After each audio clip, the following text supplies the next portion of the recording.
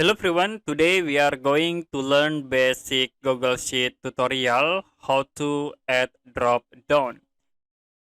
So if you want to add drop down, you can select the columns, like I will click in this cells and then click on a data menu, go to data validation, and then you can see in the rec bar data validation rules, you can click plus add rule. So for option 1, I will set into cut. The second, you can set like into office.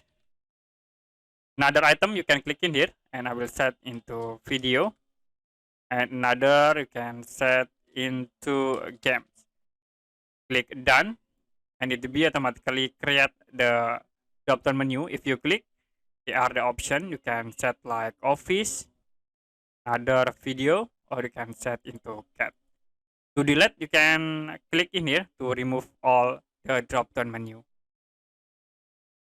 Okay, that's it for a basic Google Sheet tutorial, how to add drop down. If you have any question about tutorial, you can comment below this video.